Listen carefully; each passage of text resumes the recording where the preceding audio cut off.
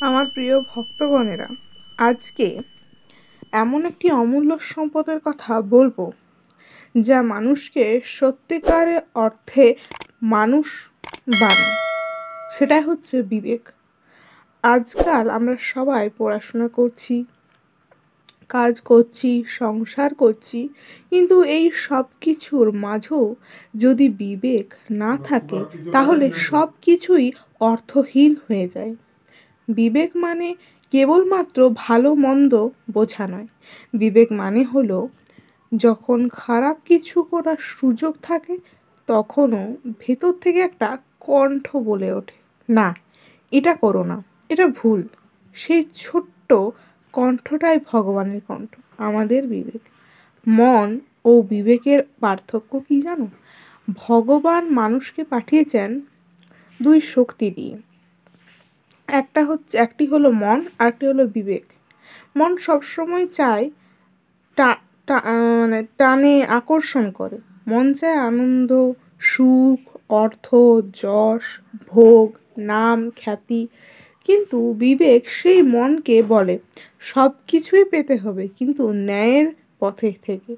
মন যখনই বিশ্রাম চায় না, আর বিবেক চায় শান্তি। মন অন্ধ, কিন্তু বিবেকেই চোখ। রাম ও নারায়ণ রাম এক জায়গায় বলেন যে মনকে অনুসরণ করে যে জগতে হারায়, আর যে বিবেককে অনুসরণ করে সে ভগবানে মিশে যায়। একটি গল্প তোমাদের বলি। একজন দরিদ্র যুবক ছিল, যার সংসারের অভাবে সে চুরি পথকে বেছে নিয়েছিল। এক রাতে সে এক ধনীর বাড়িতে ঢুকলো। সবাই ঘুমিয়ে পড়েছে, চারিদিক পুরো নিস্তব্ধ। সে যখন টাকাগুলো হাতে নিচ্ছে তখন হঠাৎই তার ভিতরে একটা কণ্ঠ বলে উঠল, তুমি যা করছো তা ঠিক নয়, কারো কষ্টের ওপর নিজের সুখ গড়া উচিত নয়। সে কণ্ঠটা ছোট্ট, মৃদু, কিন্তু গভীর। সে থেমে গেল, ব্যাগটা রেখে বেরিয়ে এলো বাইরে। আকাশের দিকে তাকিয়ে কেঁদে বলল, হে ভগবান, আমি আজ তোমার কণ্ঠ শুনলাম, আজ আমি বেঁচে গেলাম। সেই কণ্ঠটাই ছিল তার বিবেক, যা তাকে অন্ধকার থেকে টেনে আলোর দিকে নিয়ে এলো। প্রিয় ভক্তগণেরা, বিবেক মানুষের জীবনের সবচেয়ে বড় আশীর্বাদ। যে নিজের বিবেককে জাগিয়ে রাখে সে কখনো মিথ্যা, অন্যায়, লোভ আর হিংসার পথে হাঁটে না। বিবেকই আমাদের ভিতরের গুরু। বাইরের যত গুরু, যত শাস্ত্রই থাকুক না কেন, যদি ভেতরের বিবেক নিস্তব্ধ থাকে তবে জীবন থেকে শান্তি হারিয়ে যায়। রাম ও নারায়ণ রাম আমাদের বালক ব্রহ্মচারী মহারাজ বলেছেন, বিবেকই ঈশ্বরের প্রতি প্রথম প্রতিফলন। যখন বিবেক জাগ্রত হয় তখন ঈশ্বর কথা বলেন তার মধ্যে দিয়ে। বিবেক মানে ভয় নয়, বিবেক মানে সজাগ থাকা, সতর্ক থাকা, সঠিক পথে থাকা।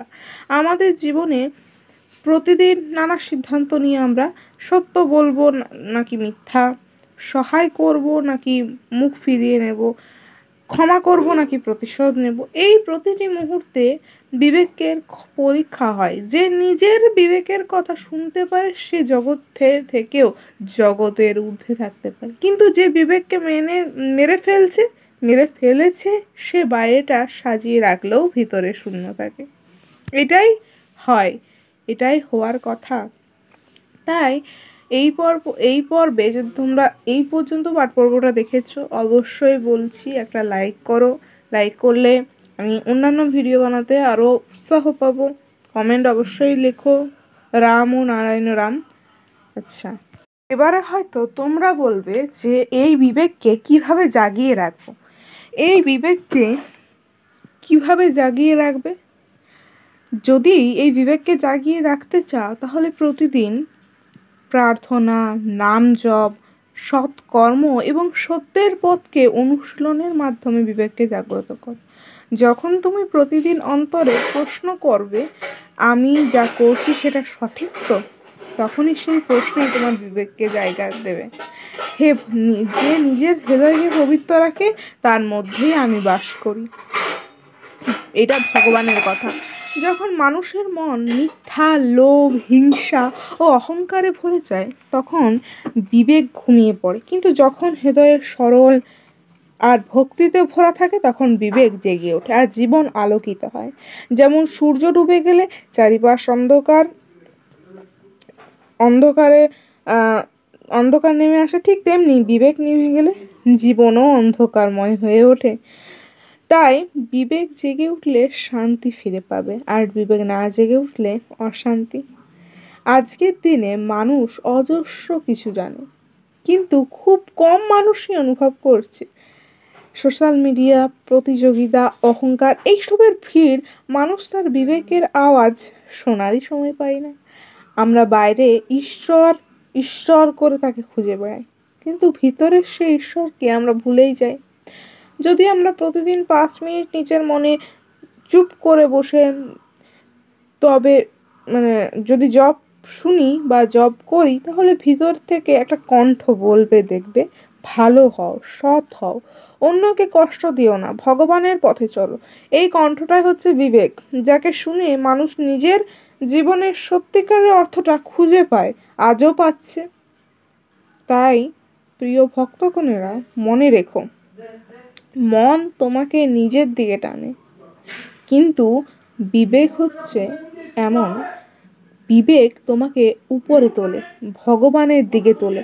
প্রতিদিন নিজের অন্তরে প্রশ্ন করো, আমি যা করছি তা কি আমার বিবেক মানছে? যদি প্রতিদিন নিজেকে প্রশ্ন করো, আমি যা করছি তা আমার বিবেক মানছে? যদি ভিতর থেকে উত্তর একটা হ্যাঁ, তখন নিশ্চিত এগিয়ে যাও, কারণ তখন তোমার ভিতরে ভগবান পথ দেখাচ্ছে। যে নিজের বিবেককে শ্রদ্ধা করে, যে আলোর পথে চলে, আর যে বিবেকের অমান্য করে, সে নিজের অজান্তে অন্ধকারে হারিয়ে যায়। তাই আজ থেকেই বলি, চলো আমরা মনকে নয়, বিবেককে অনুসরণ করি, কারণ মন সীমিত কিন্তু বিবেক অসীম। সেই অসীমেই নামেই হচ্ছে ভগবান। রাম ও নারায়ণ রাম। আজ এ পর্যন্তই, পরবর্তী পাঠ করবো খুব শীঘ্রই নিয়ে আসবো। নমস্কার।